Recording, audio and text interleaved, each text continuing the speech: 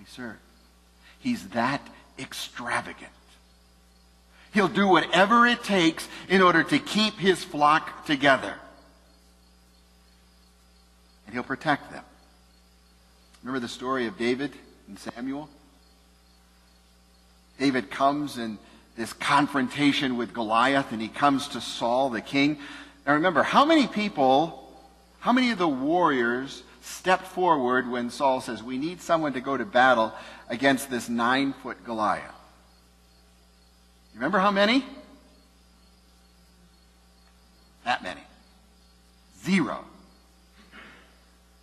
0 warriors with huge swords and armor for protection and helmets and belts and leather that's all going to protect them.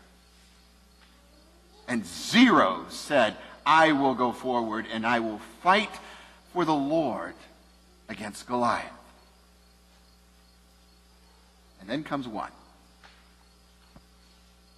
Boy, about this high. Nothing more than a slingshot. And he steps forward. Now I want to read to you what he says to Saul. Your servant, David, has been keeping his father's sheep all these years. And when a lion or a bear came and carried off a sheep from the flock, I went after it. I struck it. I rescued the sheep from its mouth. When it turned on me, I seized it by its hair. And I struck it with my crook. And I killed it. Your servant has killed the lion. Your servant has killed the bear. And this Philistine will be like one of them. Because he has defied the armies of the living God. The Lord who delivered me from the paw of the lion, the Lord who delivered me from the paw of the bear, will also deliver me from the hand of this Philistine. Shepherd or hireling?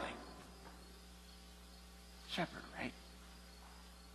Stood his ground, protected his sheep. Made sure that they were safe. The shepherd looks out for all of their needs. Remember Psalm 23 that David wrote? The Lord is my shepherd. Because of him I'll have no want. He leads me beside green pastures and still waters, and he restores me. So my strength is renewed. What a shepherd.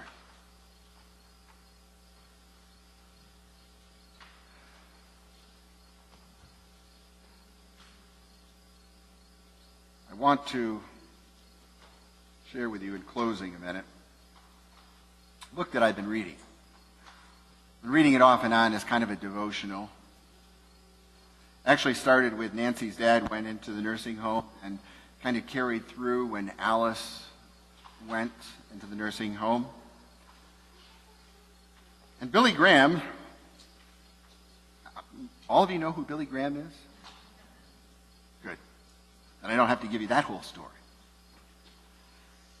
Well, Billy Graham, in case you hadn't known, is getting older. He's in his 90s now. He stopped doing the crusades that he's known for. But he's still as sharp and intelligent, and as much of a storyteller as he ever was. And in this book, he tells how to approach the end of life. Now, it's all good. We all want to make a huge impression, don't we, as we go through life. I don't care if you're just starting out and you're 18, 20 years old, you want to make a good impression on the boss so you get a better job, so you can make a big impression on them and get even a better job, and you go on through life like that. And that guy or that girl you want to notice you want to make a good impression on them, right? And so you work at that all of your life. But then you come to the end of life, and you look at retirement, and you've got the guy, you've got the girl, you've had the job, you've now left the job. And unfortunately, a lot of people, when they hit retirement, simply don't know what to do with themselves because they've lost their identity. They don't know who they are. And so he addresses some of that. And he says, one of the things that we need to do, speaking in a very pastoral, shepherd-like way, is live by the principle that Jesus gave to Peter. And what was that principle? Well, here's the situation. Jesus is about ready to ascend to heaven, and Peter, who has always been the most outspoken of the disciples, comes to him, and Jesus says to him, Peter, do you love me? Peter says, of course, Lord. Then, what does he tell him to do? Feed my sheep. And then he asks him again, Peter, do you love me? He's still taken aback. Of course, Lord, I love you. Then feed my sheep. He does that 3 times. And then he says this, Peter, I tell you the truth. When you were younger, you dressed yourself. You got up and went where you wanted. When you were old, you will stretch out your hands and someone else will dress you, and then they'll lead you where you don't want to go. Anybody known anyone near the end of life like that? Does that describe the end of life? And that leads to depression, doesn't it? When I was doing some chaplaincy training in the hospital, one of the things that we were taught very quickly is that one of the most killing effects on patients is the loss of control. I don't mean bodily control. I mean loss of control of their lives. Someone comes in and tells you to take your medicine. Someone comes in and tells you to go to bed. Someone comes in and tells you you're too hot. Someone comes in and tells you you're too cold. Someone tells you you have to come down for tests. And someone tells you when your family and friends can come and visit. And we live with that depression. He's warning Peter that that time will come. It's interesting that Peter writes later on in a letter these words. He writes to the disciples following him, I think it's right that I refresh your memory, at least as long as I live in the tent of this body. Now, Peter, too, is old at this point. Because I want you to know that I will soon put this body aside, even as our Lord Jesus Christ has made clear to me. And I will make every effort to see that after my departure, you will always be able to remember these things.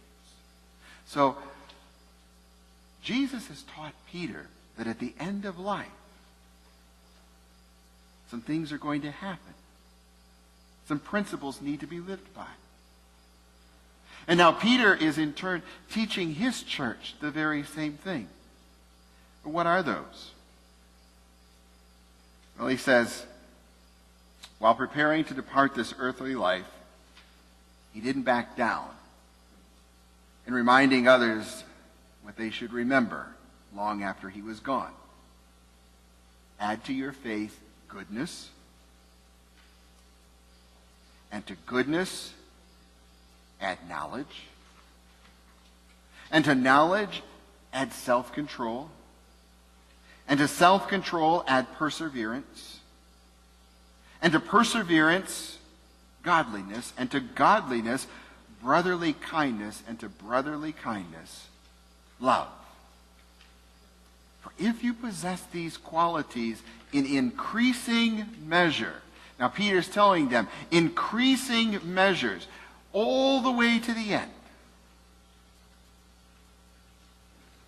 they will keep you from being ineffective and unproductive in your knowledge of our Lord Jesus Christ.